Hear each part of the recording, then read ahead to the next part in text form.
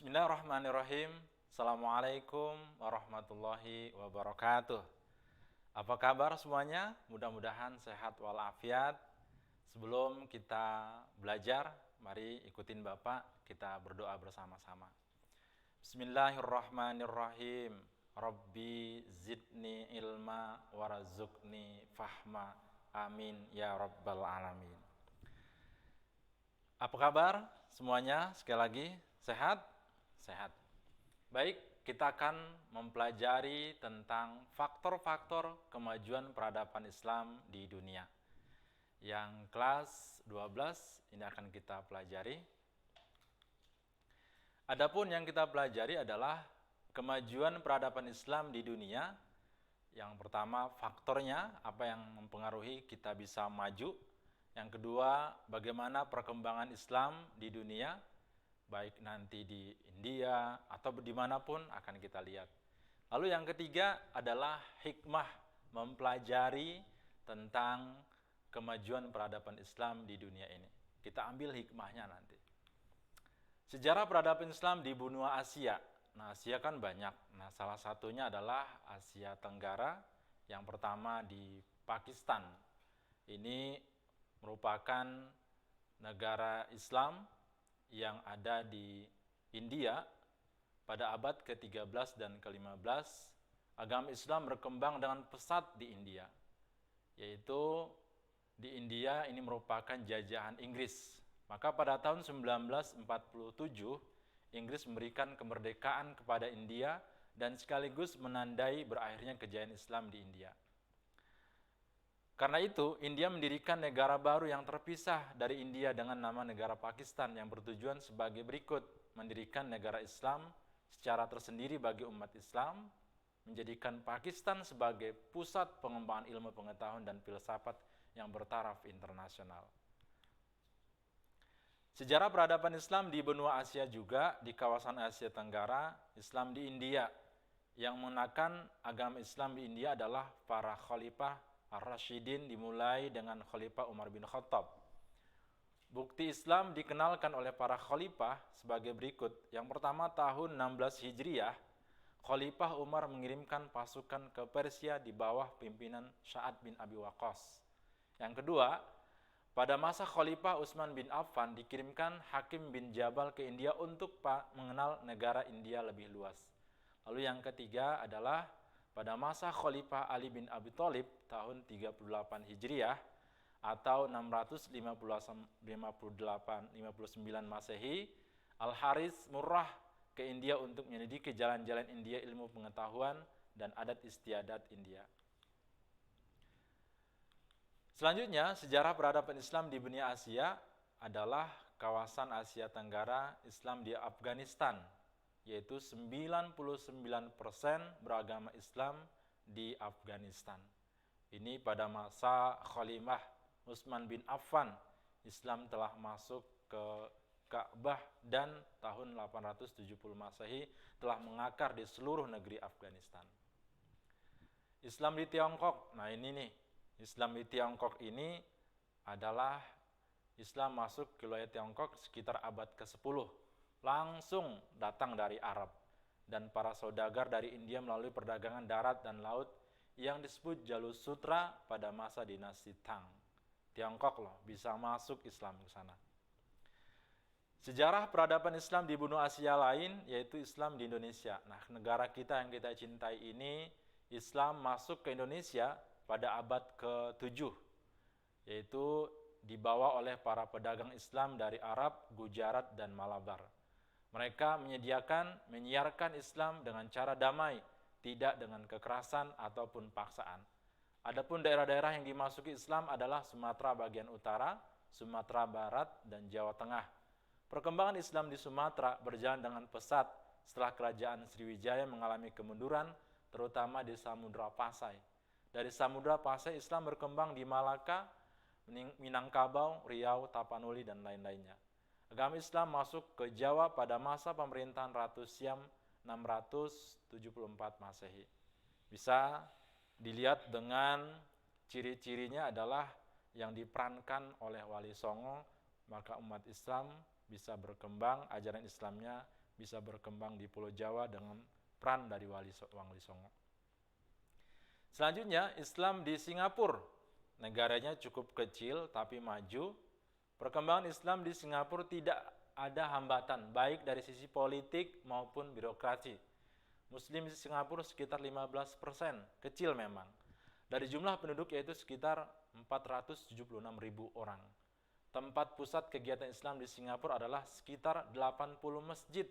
Tanggal 1 Juli 1998 dibentuklah MUIS, Majelis Ulama Islam di Singapura, yang mempunyai tanggung jawab terhadap kegiatan keagamaan, kesehatan, pendidikan, perekonomian, kemasyarakatan, dan kebudayaan Islam.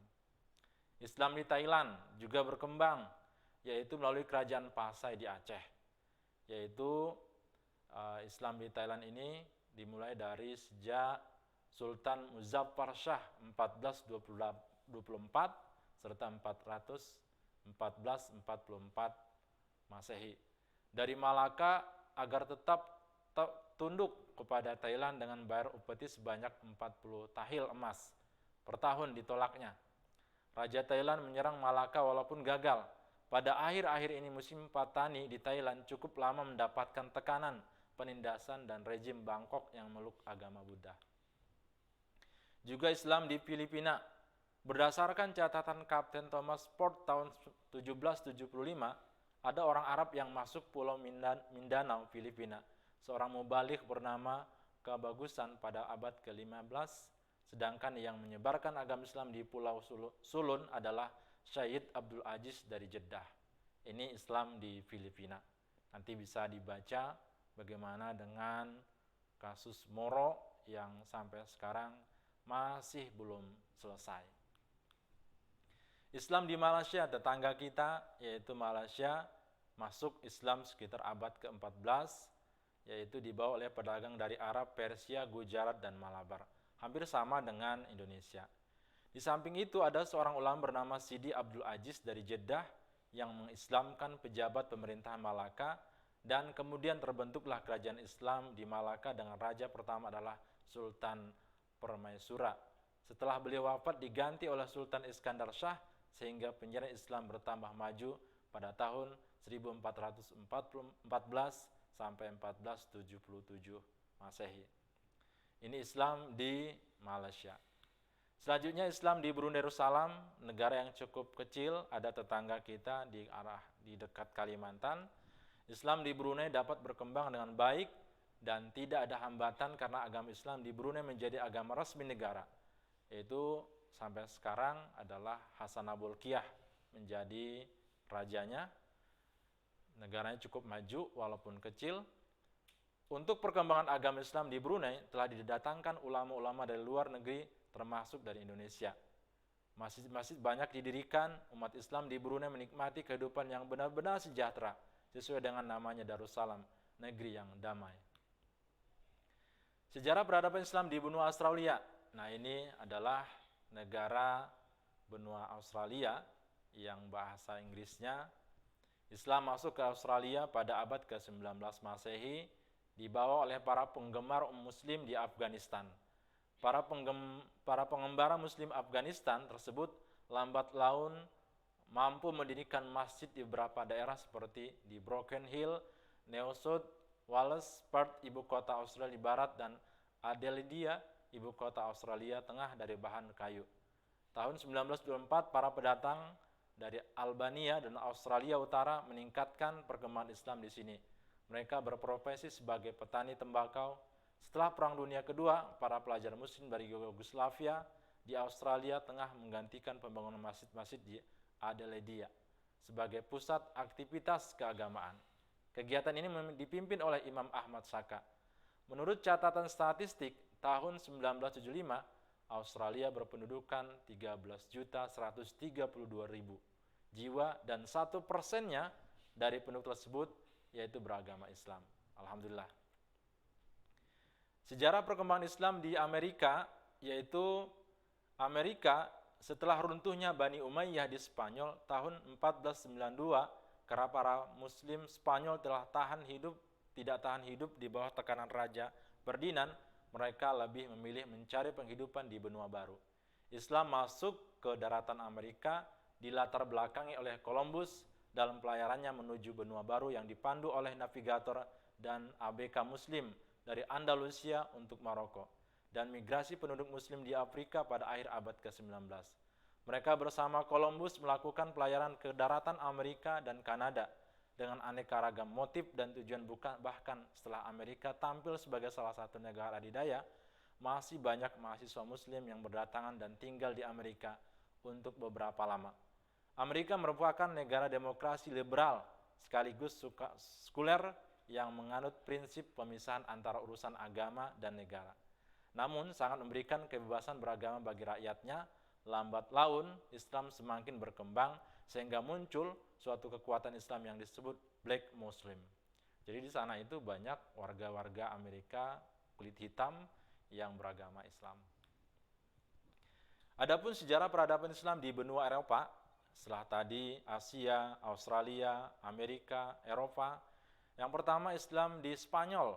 Nah, ini merupakan Islam masuk ke benua Eropa sejak adanya pemerintahan bantuan oleh Graf Julian, seorang bangsawan Gothia Barat yang berkuasa di Ceuta, Afrika Utara, kepada gubernur Afrika untuk Utara, Musa bin Nusair, agar membantu keluarga Witiza dalam menghadapi tentara Rodrik yang memberontak merebut singgasana Witiza pada tahun 710 Masehi. Artinya Islam di Spanyol ini adalah berkembang juga, yang salah satu kita lihat adalah adanya nama Granada, Cordova, Sevilla, dan Toledo. Ini merupakan nama-nama sejarah dari umat Islam. Islam di Belgia. Perkembangan Islam di Belgia ditandai oleh berdirinya Gedung Islamic Center sebagai pusat kegiatan dakwah Islam. Jumlah umat Islam di Belgia sekitar 150.000 orang. Pada tahun 1980, Brussels diselenggarakan Muktamar Islam di Eropa. Juga Islam di Austria. Di Austria pada awal abad 15 Hijriah, tepatnya pada tahun 1909, dibuka Islamic Center di kota Wina yang dapat menampung 30.000 jamaah, dilengkapi dengan masjid jami, perpustakaan muslim, social service, madrasah, dan perumahan imam. Agama Islam diakui oleh negara sebagai agama resmi setelah Kristen. Islam di Belanda. Nah, ini Belanda juga pernah menjajah kita, ternyata Islam berkembang di sana. Perkembangan Islam di Belanda ditandai dengan berdirinya masjid yang megah di kota Almelo. Di kota ini telah dibentuk Federasi Organisasi Islam yang dipimpin Abdul Wahid van Bommel, bangsa Belanda asli. Bommel memperjuangkan agar buruh-buruh muslim yang namanya dari Asia Selatan dan Afrika supaya diberikan kesempatan melakukan sholat 5 waktu. Pada tanggal 14 Oktober 1983 di kota Redrecht dibangun sebuah masjid yang menampung 500 jamaah dengan dilengkapi ruang diskusi, ruang tamu, tempat uduk, dan lain sebagainya. Islam di Inggris. Perkembangan Islam di Inggris ditandai dengan pemindahan Universitas Islam Toledo di Spanyol ke Inggris. Sejak saat itu Inggris mempunyai Universitas Cambridge dan Oxford Mujarebes, salah satu tokoh yang amat berjasa dan aktif dalam penyebaran ilmu pengetahuan agama Islam di Inggris. Ia mengganti namanya menjadi Petrus Alfonsi dan beliau menjadi dokter Istana Raja Henry I. Perkembangan Islam dilakukan setiap hari libur seperti hari Sabtu dan hari Ahad, baik untuk anak-anak maupun orang dewasa. Di pusat kota London dibangun Center Mosque atau Masjid Agung yang selesai dibangun pada tahun 1977, terletak di Regent's Park dan mampu menampung 4.000 jamaah. Islam di Roma, Italia. Perkembangan Islam di Roma, Italia tidak seperti negara-negara Eropa lainnya. Meskipun demikian, sejak tahun 1984, umat Islam di Eropa berhasil meletakkan batu pertama pembangunan masjid di Taman Mort Antene di Parioli, suatu daerah yang tertib di Roma. Selama ini umat Islam di Italia baru memiliki masjid di kota Catania, Sicilia, dan pertengahan tahun 1995, Masjid Bantuan Arab Saudi itu telah diresmikan pemakainya. Jumlah umat Islam di Roma sekitar 30.000 orang, sedang di Italia selain Roma berjumlah 29.000 orang. Islam di Rusia. Islam masuk ke Rusia pada waktu dinasti Yuan berkuasa, kemudian bangkitlah kaum revolusioner Muslim untuk menumbangkan dinasti Yuan pada tahun 1279-1368 Masehi. Bisa dilihat nanti di layar bagaimana perkembangan Islam di Rusia. Sedangkan Islam di Mesir adalah merupakan kawasan Afrika yang pertama kali menerima Islam. Penduduknya kurang lebih dari 42 juta jiwa, sekitar 3 juta beragama Kristen dan selebihnya beragama Islam. Bahkan di Iskandaria hingga kini masih terjaga segala macam kebersamaan umat Nasrani Ortodoks tanpa diganggu keberadaannya oleh umat Islam. Di Mesir terdapat yang terkenal dengan Universitas Al-Azhar. Islam di Tunisia. Perluasan pengaruh Islam di kawasan Tunisia telah terjadi sejak pemerintahan Khalifah Utsman bin Affan tahun 23 sampai 35 Hijriah atau 644 sampai 659 Masehi oleh Panglima Abdullah bin Sa'ad bin Abi Sarah dengan menghancurkan tentara Romawi yang telah jatuh reputasinya, sehingga pasukan Abdullah bin Sa'ad dengan mudah menguasainya. Sedangkan masuknya Islam ke Maghribi Al-Aqsa atau Afrika Utara sesudah berdirinya dinasti Umayyah di bawah pimpinan Khalifah Walid bin Abdul Malik yang memberikan tugas kepada Panglima Musa bin Nusair dan ditunjuk sebagai gubernur wilayah itu. Islam di Libya. Islam di Libya juga negeri Muammar Gaddafi ini merupakan kawasan terpanas di Timur Tengah dengan luas 1.795.540 km, berpenduduk 3 juta jiwa, terdiri dari berbagai bangsa Arab, Barbar, dan Palestina. Hampir seluruh penduduk Libya beragama Islam. Rakyat hidup dari sektor pertanian. Setelah ditemukan sumur-sumur minyak berkualitas tinggi, sebagian penduduk yang menjadi tenaga kerja dalam industri ini dan selebihnya mengandalkan tenaga-tenaga asing. Islam di Nigeria. Nigeria terletak di sebelah barat Afrika, termasuk negara yang kaya minyak yang diekspor ke Amerika Serikat, tersebar kedua setelah negara Saudi Arabia. Penduduknya terdiri dari bermacam-macam suku bangsa berjumlah sekitar 90 juta dan 75% beragama Islam.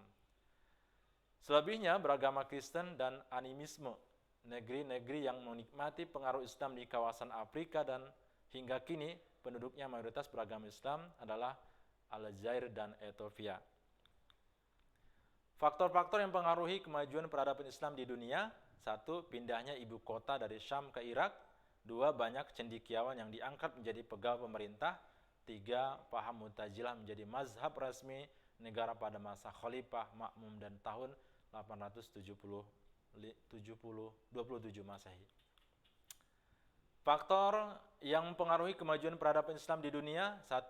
Faktor sosiografi, yaitu ada 4: meningkatnya kemakmuran umat Islam, luasnya wilayah kekuasaan Islam, pribadi beberapa khalifah yang sangat mencintai ilmu pengetahuan, aktivitas ilmiah, yaitu berupa penyusunan buku-buku ilmiah seperti para penghafal ayat Al-Quran dan hadis yang menyusun kitab tafsir, fikih, dan hadis.